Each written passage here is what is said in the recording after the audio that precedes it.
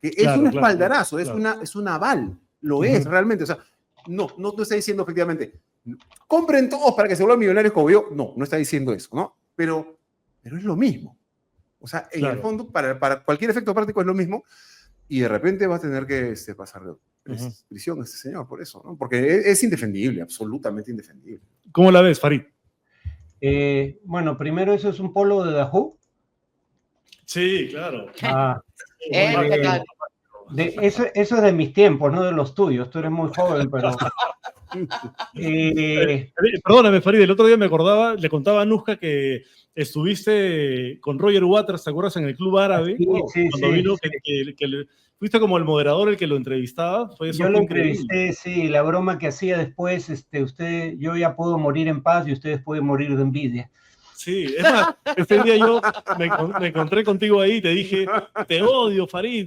Estuviste como él y tú me dijiste, si yo fuera tú, también me odiaría. Por Dios. Bueno, te interrumpí, continúa, por favor. Bueno, él cambió la conversación. A veces también está harto de ser tan sesudo y le apetece hablar de otras cosas. Dale, me imagino. Volviendo a temas serios. Bueno, no, la portada de Trump es... básicamente es una sátira respecto a la última portada de The Economist, que saca un personaje que claramente es Trump, pero lo saca de espaldas. Puede haber lo que dan en llamar plausible deniability, y lo sacan con una corona y dice el hombre que sería rey. Y entonces aquí básicamente lo reivindica explícitamente, ¿no? Y sobre el caso Milei. Sobre el caso Milei, su defensa linda con lo infradotado mental, ¿no? O sea, digamos, ¿cómo puede decir que uno lo colocó, primero dice que no lo promocionó, sino lo difundió? Mentira. Dijo que esto era inversión para generar crecimiento en la economía argentina y que esos fondos generados por esta criptomoneda se iban a utilizar para financiar emprendedores y pequeñas empresas.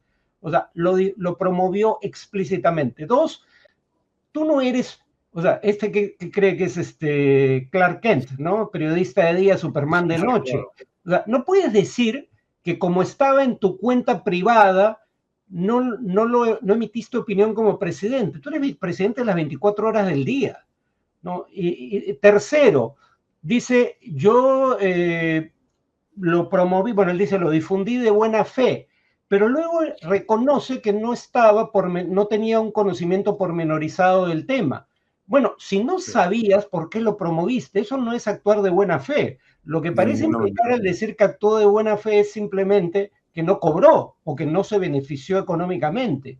Pero si tú promueves no quería engañar a nadie. Claro, y resulta ser una estafa, no puedes alegar luego que como lo promoviste sin conocimiento de causa, no eres culpable de nada. Ajá. No. Ahora, vámonos a Brasil un momento. La Fiscalía de Brasil acaba de acusar al expresidente Jair Bolsonaro de haber intentado un golpe de Estado en el año 2022 cuando perdió las elecciones frente a Lula, pero no solamente eso, sino de haber intentado envenenarlo a Lula, a su vicepresidente y a un juez federal. No sé si tienes más información, Anuska, al respecto. No, sí, básicamente sí, el plan puñal verde amarillo, ¿no? Claro, puñal verde amarillo. Yo de eso último no tengo información. Quisiera decir algo antes, ¿no? Para que no crean que lo mío respecto a Milei es algo motivado por ideología. Yo digo lo mismo de Lula. Lula alega que él no se enteró de la corrupción campante durante su gobierno anterior. Eso no te salva.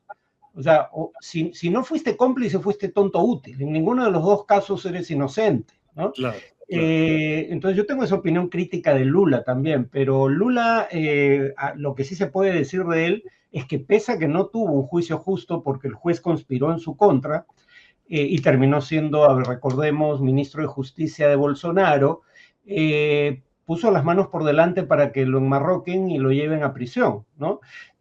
Bolsonaro manda a su gente a tomar por asalto los tres poderes del Estado. Y cuando empiezan los cargos penales, digamos, alega que no tuvo la intención de promover un golpe de Estado. Lo del envenenamiento, honestamente, no tengo mayor información, pero que promovió un golpe de Estado, creo que hay evidencia más que suficiente. Y además, los partidarios de Bolsonaro, antes de tomar por asalto los 3 poderes del Estado, la sede de los mismos, estuvieron pidiendo un golpe ante el cuartel general del ejército haciendo el saludo nazi. Sí. O sea, y Bolsonaro pretendía todo ese tiempo que él no tenía nada que ver. Esa gente estaba protestando para ungirlo a él presidente, pese a haber perdido las elecciones. Claro, muy parecido a la toma del Capitolio, ¿no? De los seguidores de Trump. Exactamente, sí. La diferencia es que en Brasil la condena se mantiene. Trump, que eso demuestra su calaña moral.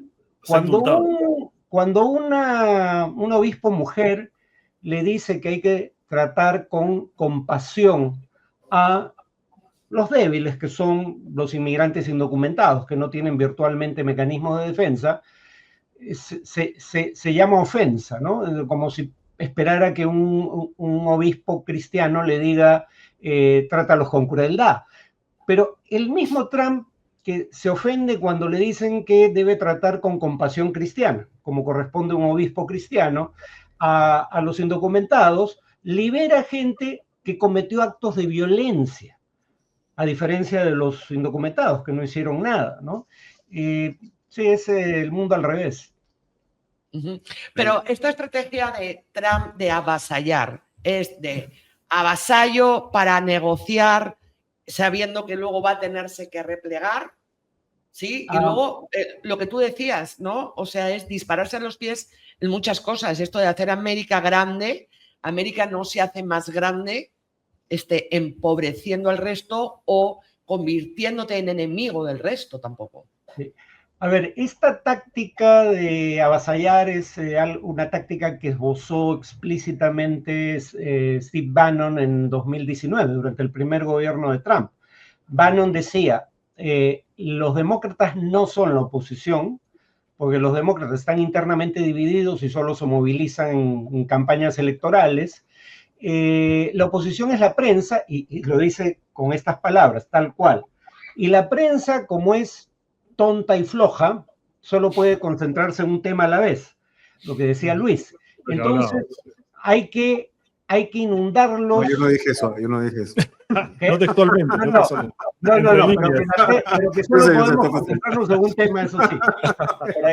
No, que la prensa es tonta y floja, no dijiste tú, pero lo has dicho tú. Pero yo estoy citando a Bannon. Y Bannon dice, solo se pueden concentrar en un tema. Les lanzamos 3 temas por día. Ellos van a pescar uno y mientras se entretienen con ese tema, nosotros vamos avanzando nuestra agenda. Y hay que avanzar, dice, a un ritmo abrumador, a una velocidad abrumadora, es la palabra que usa. Ahora, ¿por qué la velocidad abrumadora? Por un lado, para intimidar y confundir a tus rivales políticos, pero hay un periodista del New York Times que, aunque no siempre estoy de acuerdo con él, su análisis siempre es interesante, es Ezra Klein, que tiene un podcast. No le creas. ¿Perdón? No le creas. No le creas, claro. En ese podcast dice, pero la parte que no te quieren revelar de esta estrategia es que también es una forma de cubrir tus errores y tus derrotas, porque siempre hay un nuevo tema en discusión y ya nadie, digamos, se detiene a ver qué pasó con tus propuestas anteriores. Por lo menos 6 de sus decretos han sido detenidos por jueces. Y una de las razones por las que quiere sacar todo por decreto es porque ya perdió una votación, o por lo menos, digamos, perdió 3 votos republicanos en una votación en el Senado. Perdiendo 3 votos, había empate, 50-50, y tuvo que desempatar el vicepresidente, y solo tiene 3 votos, o una mayoría de 3 votos en la Cámara de Representantes. Entonces, no está seguro de poder sacar adelante su agenda si pasara por el proceso legislativo. Su aprobación está empezando a bajar, la inflación está empezando a subir. Entonces, Ezra Klein dice, bueno, este es el otro lado de esta velocidad abrumadora. Por un lado quiere aturdir y amedrentar, pero por otro lado quiere encubrir lo que va saliendo mal en el camino. Yo quisiera hacerte una pregunta sobre esto, ¿no? Que es un poco la actitud que ha tomado la Unión Europea. ¿cierto? Frente a Trump, ¿no? Es como entre expectante, anestesiada, midiendo. ¿Cómo ves tú esa actitud? Bueno, esto me hace acordar esa anécdota de una historia de Sherlock Holmes, donde Sherlock Holmes dice, lo raro fue la conducta del perro. Y dicen, pero si el perro no hizo nada, eso es lo raro. Casi cabe repreguntar qué conducta europea. O sea, ahora, en honor a la verdad, la Unión Europea tiene un problema de diseño institucional. La Unión Europea, para tomar decisiones en temas de seguridad, porque hay otros temas en donde sí puede tomar decisiones por mayoría calificada, pero en temas de seguridad se requiere unanimidad. Y con que Hungría, que es aliado de Putin y es un régimen crecientemente autoritario, vote en contra, basta para vetar cualquier decisión. Entonces la Unión Europea tiene ese problema de diseño. Hay temas en los cuales no puede operar sin consenso, de hecho sin unanimidad. Y eso creo que ayuda a explicar su parálisis. Pero el tema es que de cualquier modo no hay consenso entre los países, entre los principales países de la Unión Europea. Por ejemplo, el eje franco-alemán, que es el eje que constituyó la Unión Europea, para efectos prácticos ya no existe. Y además, de cualquier manera, los gobiernos actuales de Francia y Alemania están en crisis. Sus particulares batallas, sí. Claro, el frente de Macron es la tercera fuerza en el Congreso, ni siquiera la segunda, y los socialdemócratas van a pasar de ser uno de los dos partidos dominantes del sistema político a ser la tercera fuerza frente a la extrema derecha que pasa a segundo lugar. Entonces, hay crisis internas en los países y hay incapacidad para ponerse de acuerdo en los foros de la Unión Europea. Y como producto de esta crisis también y el auge de la ultraderecha en varios países de Europa, también se está empezando a retraer la cooperación internacional desde Europa, replicando lo que ha pasado en Estados Unidos. Es justo lo que quería preguntar, ¿no? O sea, vamos de lo que está pasando en Estados Unidos y lo que se viene en Europa, ¿no? Francia, Italia, Hungría, España, Alemania. Países Bajos. Los países desarrollados se quejan del problema de la migración. Primero, no es el problema que, a ver, en Estados Unidos cosechar fresas es algo que no va a hacer el americano promedio, eso lo hacen los inmigrantes indocumentados. Sí. Segundo lugar, los inmigrantes indocumentados cometen, salvo, hay excepciones como Suecia, pero en general los inmigrantes indocumentados cometen menos crímenes que la población nativa de igual nivel de ingresos. No es cierto que sea una parte fundamental del crimen en esos países. Entonces hay toda una, novela negra en torno a ellos, que no es real, pero el punto es, si no quieres inmigrantes indocumentados, bueno, la ayuda tiene, entre otros propósitos, el de ayudar a crear condiciones de vida en el lugar de origen que hagan que no tengan la necesidad de emigrar. En el caso peruano, financian cultivos alternativos para que no se cultive hoja de coca, que termine en parte, la mayor parte ya no va a Estados Unidos, pero en parte en Estados Unidos. Entonces, el problema de fondo es creer que era un acto de beneficencia la ayuda, ¿no? Buscas influencia, buscas prestigio y buscas afrontar preventivamente problemas como el de la migración o el del narcotráfico. Entonces, al final, repito, es dispararse a los pies. Y si China tiene, claro, el problema con el Partido Comunista Chino es que no siente que tenga que, convencer de nada a su propio pueblo, porque querría ganarse el respaldo de pueblos de ultramar, pero si los chinos son inteligentes, y creo que tienden a hacerlo, podrían reponer el dinero que va a dejar de enviar al resto del mundo a Estados Unidos. Estamos hablando de 40.000 millones de dólares, supongamos que se reduce a la mitad, 20.000 millones de dólares anuales para China, no sería un gran fondo. Y además China, una de las cosas que hace es construir infraestructura en otros países, precisamente porque tiene una burbuja inmobiliaria enorme dentro de China, y entonces le paga a las empresas constructoras chinas para que construyan puertos, aeropuertos, carreteras en otras partes. Sería una forma de lidiar con esa burbuja inmobiliaria. Ahora, en Estados Unidos también la oposición cuestiona al gobierno por este repliegue de la ayuda internacional, de la cooperación internacional, y señalan que esto puede permitir que China termine ocupando algunos espacios en ciertos países que son de interés de los Estados Unidos por geopolítica. Sí, y además, si Estados Unidos sigue amenazando a sus aliados más cercanos, la primera vez que llegó Trump al gobierno uno podría decir, bueno, este orangután es una anomalía histórica, pero ha regresado y con más fuerza. Entonces, el punto es, yo creo que incluso países aliados de Estados Unidos van a empezar a tomar distancia de Estados Unidos. O sea, van a empezar a buscar otros mercados que no sean el norteamericano, fuentes de inversión que no sean las norteamericanas como prioritarias, medios de pago que no sean el dólar y sistemas de pago que no sean el SWIFT, que pasa por el sistema financiero americano, para que la próxima vez que hay un gobierno así, no tenga muchas herramientas con las cuales amenazarte. Creo que no están pensando en lo que eso puede implicar a largo plazo. Sus propios aliados van a buscar alternativas a Estados Unidos. Perú tiene ahí la ventaja de que tiene un comercio relativamente diversificado.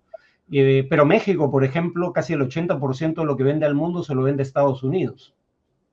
Farid, una pregunta. ¿Y tú crees que esa infraestructura paralela al dólar o sea, que habría que construir para no tener precisamente esta vulnerabilidad frente a un Trump, eso no se puede construir en este periodo? Tendría que construirse si es que ganan los demócratas la próxima vez, ¿cierto? Sí, y en relación a lo que alguien decía sobre el dinero que se le dio a Kamala Harris, sí, el gobierno demócrata es parte del problema. O sea, criticar a Trump no quiere decir que uno esté del lado de los demócratas. No, claramente no. Biden es cómplice de un genocidio, en mi opinión. Y en materia de deportar indocumentados, Trump hace aspaviento porque el tema de los indocumentados le da apoyo en su base social. No así en el caso de los demócratas, pero los presidentes demócratas, Obama y Biden, deportaron más gente prorrateado por año que Trump en el primer gobierno. Pero sí, es, digamos, para los que busquen alternativas a Estados Unidos lo van a tener que hacer progresivamente. No es algo que vaya a ocurrir de inmediato. No, yo lo decía por las represalias, o sea, no parece que tuviese muchos problemas en hacer cualquier bestialidad el presidente de Estados Unidos, ¿no? El tema es que yo no creo que él esté pensando en el interés de largo aliento de su propio país, ¿no? Por ejemplo, lo que acaba de hacer en Ucrania es criminal. O sea, la OTAN incentivó a Ucrania a entrar a esa guerra. Le ofreció entrar a la alianza para empezar y eso fue una provocación. A ver, nada cambia el hecho de que Putin invadió y anexó ilegalmente territorio de otro país. Acá el agresor es Putin, eso no está en discusión. Pero ahora estamos hablando de cosas como que Ucrania no entra en la OTAN y que hay una fuerza europea de seguridad que garantice que Rusia no vuelva a atacar Ucrania. ¿Por qué no y que Ucrania no participe en la negociación de su guerra, ¿no?